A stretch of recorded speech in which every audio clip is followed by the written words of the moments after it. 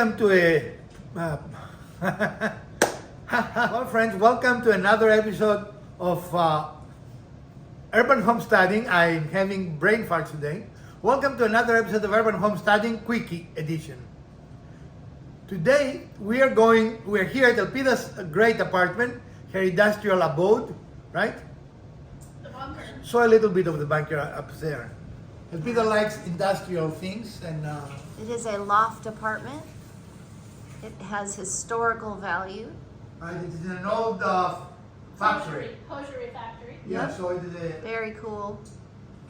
it's a wonderful place, and a lot of the designs were to fit this space, right?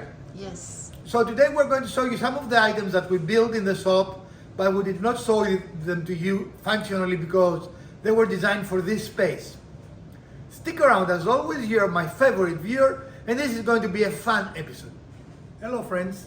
Sometimes we build a project like this, but we don't have the opportunity to show it to you where it is intended to go, because, for example, in this case, it went to Elpida's apartment, so we couldn't show it to you in our workshop, right?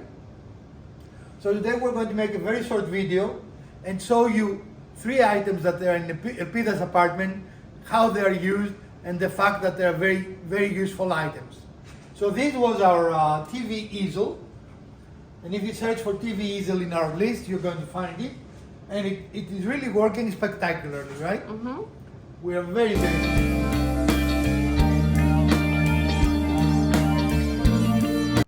Another great project that Elpida wanted was this movable island for her kitchen.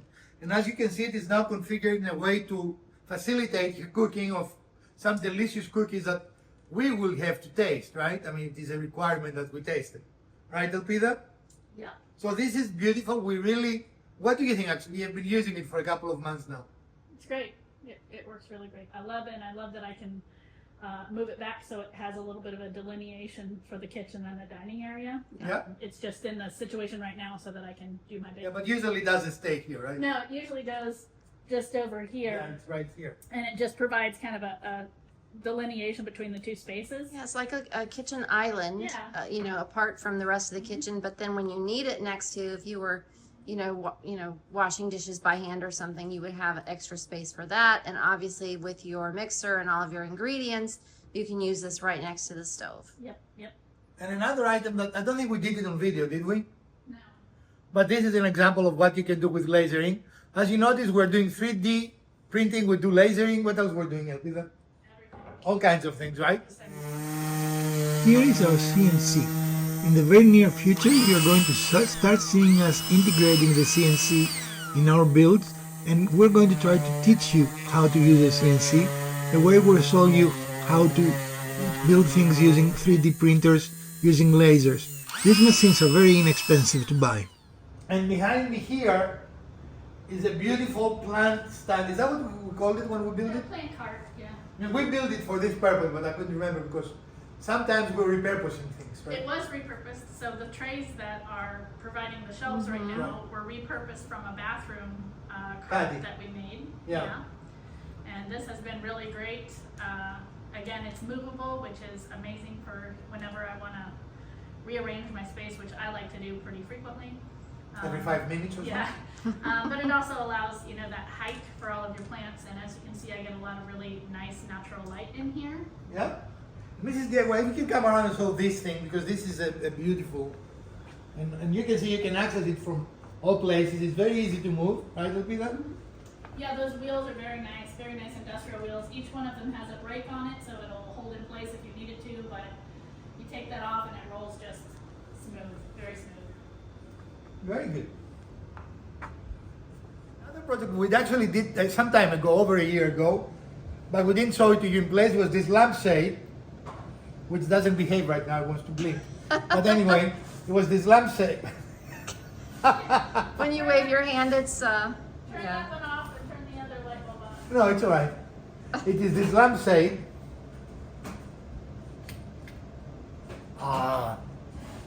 That Elpida wanted it, right? We built it because you wanted it well, that was the style that she chose for it. for yeah. your old place. For her old place. Well, and I couldn't find a lampshade that I liked. All right. So as you can see, we build a lot of things that we use in our daily life, and those were 4 items that we did not. We do not speak for the light bulbs. We purchased the light bulbs. We only speak for the lampshade. We didn't make the light bulbs. We purchased the light bulbs, right? So, but these are 4 projects that you have seen us build, and now you see them in the environment that we envision them to be, right? Yes. Well, friend, this is our episode for today, and I hope you saw that when you DIY, not only you make the projects you want and the products you want, but you fit them exactly in the space you want, right? So the dimensions are yours. You do not have to depend on a store-bought dimension that may or might not fit your space. And also, you can build it the way you want, the color you want, the features you want, right? An additional way to save a lot of money DIYing is to repair furniture that you might have in your house that very often are very, very simple to repair. We have many videos show you how to repair furniture, how to repair banisters and staircases, and a lot of common household repairs in our 800 videos.